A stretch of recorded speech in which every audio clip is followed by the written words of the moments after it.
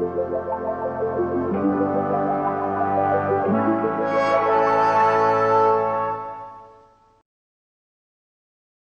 is the Minuta Stereo, a stereoscopic pinhole film camera that can take 35mm or 120 medium format rolls of film to create 3D images, or even to just do regular pinhole photography. Using color reversal film, you can create stereoscopic slides with this camera. Pinhole cameras have a soft and at times unpredictable look to them, which helps to create these unique images. The Minuta was a Kickstarter project by Dominik Ochowski in 2021 that raised nearly 30,000 euros. Dominik sent me one of the stereo starter kits, which includes the Minuta camera, a 3D viewer, some stereo slide mounts, an exposure calculator, and 2 very detailed booklets for using everything, along with a variety of little accessories that go with the camera. This starter set sells for 292 euros, or slightly more if you're in the EU due to the VAT. The camera is constructed with laser-cut MDF board, and it feels great.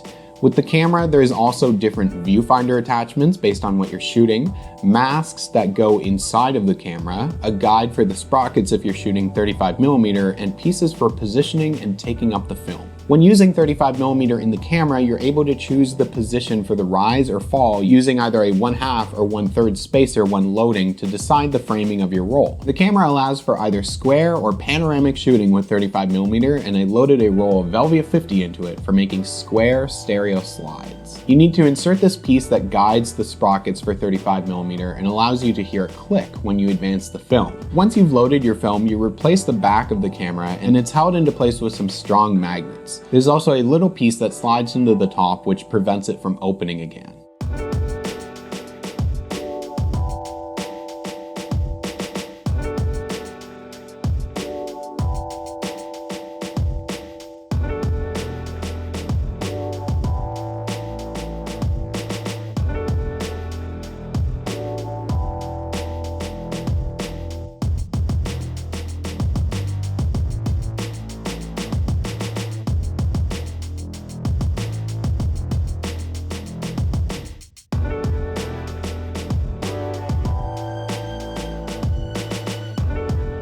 The Minuta camera has 2 pinhole openings at the front, and exposures are made by unlocking the cover first using the slider at the bottom and then moving the cover to the side for however long your exposure needs to be. On the back, we can set an indicator for the format we're shooting, which guides us in how to properly advance the film. With a roll of 35mm in here, using the square masks, I take an exposure and then advance 7 clicks to the next frame. Then I slide this guide to the left and it tells me after my next exposure, I advance it 21 clicks and then set it back to 7. For panoramic shots, it's always a 27-click advance, and for medium format, we have the window here that shows us the numbers on the film's backing paper, with information below as to which numbers to advance to for stereo pairs. Pinhole photography involves capturing images without a lens. A small hole allows for a tiny amount of light to enter the camera and project the scene onto your film for you to take a picture. Because the hole, or the aperture, is so small, the exposures can be quite long as well. Pinhole photography is a very early form of photography and is a technique that allows for a lot of creativity and unique results. The pinhole settings on this camera are equivalent to an aperture of f140.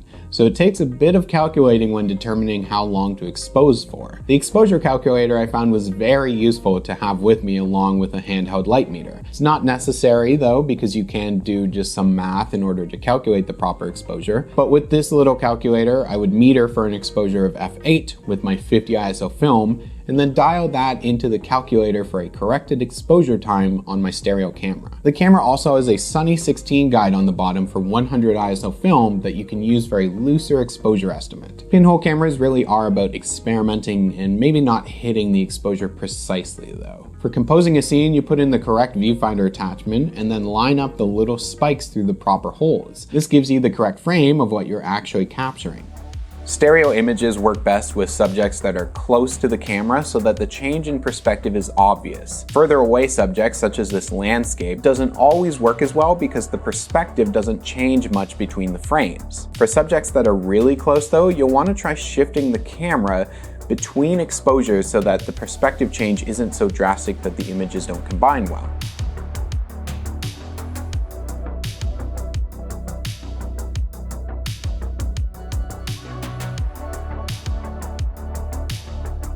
Most of my exposure times with this Velvia were around 1 or 2 seconds, sometimes a bit longer, but if my exposure needed to be more than 4 seconds, I had to correct for the film's reciprocity. Film reciprocity is how much time long exposures need to be adjusted by to still be correct, because film will lose a certain amount of sensitivity over time. It's different depending on the film stock. With Velvia, sometimes I would have an exposure that should be 8 seconds, but because of the film, it would need to be adjusted to 12 seconds instead. Once developed, a roll of film with stereo pairs looks like this. Every other frame is a pair, and depending on the film type you shot, you have a few choices about what to do with the film now. If you have it scanned, you can create these little, wigglegrams is what people have started calling them, where it loops between the images to create a lenticular style effect. This is really popular with other 3D cameras like the Nimslo and the Nishika, which capture 3 or 4 images at once instead of 2, so those look a little bit better. Dominic also offers some very basic 3D slide mounts made of this archival cardboard material. I can cut up my film and take some of my stereo pairs along with just a little bit of tape and put them into these mounts for viewing in 3D. They're not amazing mounts, but they are an alternative to the hard plastic stereo mounts that you might not be able to find anymore. The stereo viewer that is included in the starter set allows for viewing these slides. This is the best way to get the most out of shooting slide film in the camera, is to actually cut them up and look at them physically in a viewer. Showing off the actual stereo slides in the video, a little difficult, but you'll have to take my word for it that these are a lot of fun. The viewer can also just be used to view stereo pairs on a phone screen of your film scans if you don't want to cut up your actual film, or if you had shot negative film instead of reversal. I did that here with a roll of Ilford Pan F50 in the Minuta, which shoots 6 stereo pairs when using 120 film. Medium format is maybe more fun to do with this because you get through a roll faster, and the size of the images makes for a better final result. I wouldn't say these Pan F examples specifically are great, but I do recommend just exploring medium format if you're using a camera like this.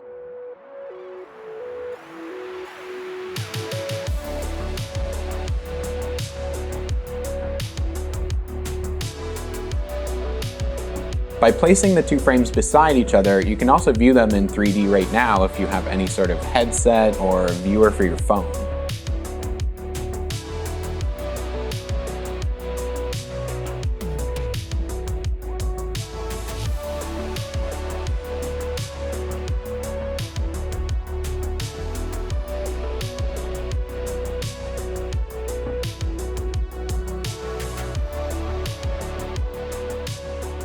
I chose to start with a 35mm roll, shooting it in the square size in this camera, and it's just not necessarily what I would recommend. I've had this camera for months, since about April or May, and it took me a really long time to finally just make my way through a 36 exposure roll, because you can fit like 18 stereo pairs on it. I really like the construction of the camera and everything that comes with it, the little accessories, the variety of different ways you can use film in the camera, the framing options, the choice between shooting it regular for normal images in Pinhole or for 3D. But through shooting this, I found that I'm not a huge Pinhole photography fan, and that's something that you're going to want to be if you're going to pick one of these up. It takes a good amount of patience and effort in order to take this camera out and walk around and be thinking about the exposure time and composing for stereoscopic images. I knew I needed to have a tripod with me and to be kind of going through extra steps and also still be like a little unsure about what I was getting when I was taking my image. So it's a pretty specific kind of shooting experience. I wasn't expecting a super casual shooting experience, of course, with this, but you do have to make sure you're in kind of the right mindset for doing this type of stuff. I really want to stress though that everything about the camera is really nice. It's well constructed, it's very sturdy, all the pieces are cut super well, and the booklet that Dominic has put together is so detailed that it isn't hard to learn how to use the camera itself, but you do have to be into this style of photography to really enjoy it. You can shoot 3D and create 3D slides in other stereo cameras out there, such as the Stereo Realist, but this combines stereo photography with pinhole photography, so it takes time and consideration as to what to shoot and what time of day or weather is best to shoot in and what film to use. You can use high ISO films in the camera, of course, which will work better in like lower light because you need to be doing longer exposures to avoid any sort of camera shake for opening and closing it really quick. But for a lot of the time, you're probably going to want to stick with 100 200 ISO film or lower, which is fine because there are a lot of great options for low ISO film stocks out there. I recommend storing the camera well if you're shooting a roll over a long time in case of any possible light leaks. I had this Velvy in the camera for like 3 months, which isn't ideal for a camera like this, and a portion in the middle does look to have some light leaks. Also, as you're doing longer and longer exposures with color film, the color does start to shift. So especially with some of these Velvy shots, my longer exposures have a bit of a magenta shift to them. There's more that can be done with this camera than just what I've shown here. You can shoot stereo panoramic pairs on 35mm, which makes a roll definitely more digestible. You can also just use it as a regular pinhole camera by using this little eye patch and covering one of the openings. Pinhole and stereo photography have a lot of different possibilities, and I do really recommend checking out Dominic's site so that you can see more detailed examples and tips for shooting in this style. The price on the website includes the 19% VAT, but if you're outside of the EU, then the cost is less on this stuff. This starter set, as I mentioned, is 292 euros, or the camera on its own can be purchased for 225 euros. There's also a starter set that you assemble yourself for 235 euros. I do think the price tag is bound to put a lot of people off, especially because film in general is a pretty expensive hobby, but it is very apparent that Dominic has put a lot of work into this project. The camera, the viewer, the booklets, the designs and packaging, and all the little accessories that come with it all look and feel great. So it does kind of come down to your interest in this style of photography and just what your budget is. You can make pinhole cameras, and there's all sorts of DIY projects within this niche that exist as an alternative to necessarily buying this. But I think if you are really passionate and just super interested in lo-fi photography and pinhole cameras and stereoscopic images and just different experimental ways of shooting film, then this project is made with that same amount of passion. Thank you so much for checking this out, and thank you especially to Dominic for sending this along and letting me explore it at my own pace so that I could eventually make this video and talk about it. If you are interested, there's links down below for the stereo minutia stuff. There's also ways to support the channel through a little bit of merch that I have available and a Patreon that just helps me to have some extra funds to throw at film and this stuff on the side. There's also a P.O. box address for if you want to send any sort of mail or interesting old film or new film stuff along that I could potentially show off and explore in a video on the channel. So I wanted to show off something that recently showed up from Ollie in the UK, and it had a note that says, I tracked down some quartz chrome black and white Super 8 film. I just started shooting this in 96, 97. It was only slightly expired then and very cheap. Later a lab here sold it with processing included. If you can get cheap processing, then give it a spin. If not, then you can look at the box and wonder forever. Thanks for the videos. I still enjoy everyone. Keep shooting. Thank you so much, Ollie, and it is actually some expired black and white reversal Super 8 film from the 1990s. So he mentions that it originally was sold in the UK where he was buying it under the name Quartz Chrome,